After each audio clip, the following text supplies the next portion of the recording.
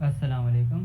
तो last lecture में हमने इंटीग्रेटेड डेवलपमेंट एनवायरनमेंट के कंपोनेंट्स के बारे में पढ़ा था और लास्ट में हमने वेरिएबल्स और कांस्टेंट्स के बारे में डिफरेंसेस को देखा था कि इनके दरम्यान में क्या डिफरेंसेस होते हैं।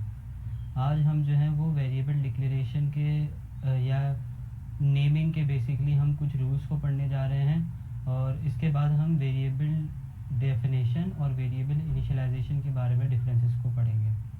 तो सबसे पहले हम रूल्स को देख लेते हैं किसी भी वेरिएबल को नेम देने के लिए। तो हमारे पास सबसे पहला रूल ये है कि जब भी हम किसी वेरिएबल को नेम देने जा रहे होते हैं तो हम सारे अपर केस लेटर्स, सारे लोअर केस लेटर्स को यूज़ कर सकते हैं, हम अंडरस्कोर्स को यूज़ कर सकते हैं और डिजिट्स को यूज़ कर सकते हैं। इसके अलावा हम कोई भी करैक्टर जो है वो यूज़ नहीं कर सकते। दूसरा रूल हमारे पास ये है कि हमारा जो भी वेरिएबल का नेम है वो ईदर लेटर से शुरू होगा, चाहे वो अपर केस हो या लोअर केस हो, या फिर किसी अंडरस्कोर से शुरू होगा। हम अपने वेरिएबल का नाम नंबर से स्टार्ट नहीं कर सकते। जैसे यहाँ पे एग्जांपल में दिया हुआ है कि इंट फर्स्ट अंडरस्कोर नंबर, ये जो है अलाउड नहीं है C++ में।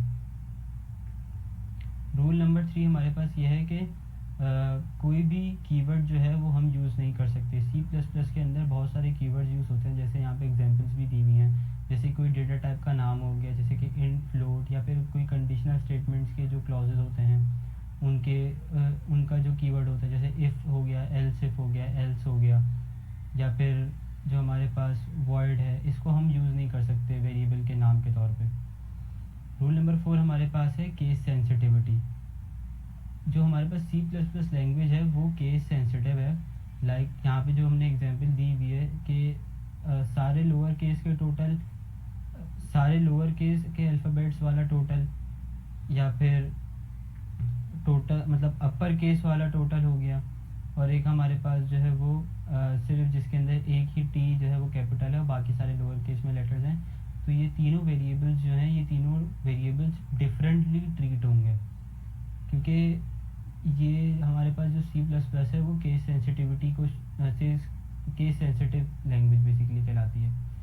पांचवा रूल हमारे पास ये है कि हमारे पास वाइड स्पेसेस अलाउड नहीं होती। मतलब आप किसी भी वेरिएबल को नेमिंग करने जा रहे हो तो आपको अगर किसी दो वर्ड्स के दरमियान में गैप देना है तो आप स्पेसिंग नहीं दे सकते, आप अंडरस्कोर को यूज़ कर सकते हो। जैसे यहाँ पे एग्जांपल दी हुई है इंट स्टूडेंट स्पेस एज। यहाँ पे अगर वो एक वेरिएबल बनाना चाह रहा है स्टूडेंट की एज का, तो उसको यहाँ पे स्टूडेंट अंडरस्कोर एज देना पड़ेगा, या फिर उसको जो है वो कैमल केसिंग को यूज़ करना पड़ेगा। कैमल केसिंग बेसिकली ये होती है कि सबसे पहला जो वर्ड है वो आपका पूरा लोअर केस में होगा, उसके बाद जो न्यू वर्ड स्टार्ट हो रहा है उसका पहला लेटर जो है वो कैपिटल में हो जाएगा। तो ये हमारे पास जो है वो रूल्स होते हैं किसी भी वेरिएबल को नेम करने के लिए C++ में। इसके बाद हम बात कर लेते हैं वेरिएबल डिक्लेरेशन की।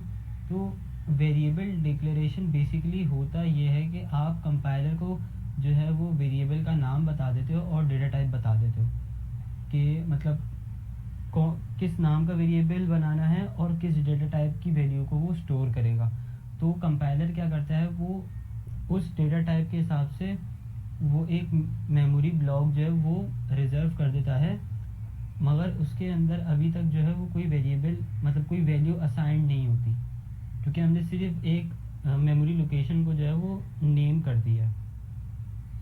उसके बाद हम बात करें, हमारे पास यहाँ पे जो मेमोरी का स्टेटस जो है वो ये होता है बेसिकली, जो हमारे पास जो मेमोरी एलोकेट हुई है ना, वहाँ पे मेमोरी लोकेशन पे कोई भी वैल्यू पड़ी हुई हो सकती है, कोई भी अनप्रिडिक्टेबल वैल्यू हो सकती है, कोई भी रैंडम वैल्यू हो सकती है, जिसको हम लोग गार्बेज वैल्यू का नाम दे रहे होते हैं, क्योंकि हमने अभी सिर्फ वेरिएबल डिक्लेयर करा है, डिफाइन करा है, हमने इसके अंदर कोई भी वैल्यू को स्टोर नहीं करवाया है।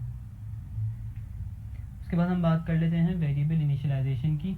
वेरिएबल इनिशियलाइजेशन बेसिकली होता ये है कि आप जो है वो जो वेरिएबल को क्रिएट कर रहे होते हो उसके साथ साथ ही आप जो है उसके अंदर एक वैल्यू असाइन कर देते हो।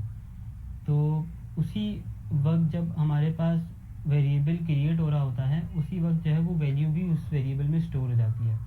तो यहाँ पे मेमोरी स्टेटस हमारे पास बेसिकली ये होता है कि हमारे पास जो है वो जो भी गार्बेज वैल्यू वहाँ पे होनी चाहिए थी उस जगह पर, तो वो वैल्यू जो है वो ओवरराइड हो जाती है यूज़र ने जो वैल्यूज़ मेमोरी लोकेशन को असाइन कर दी है उससे।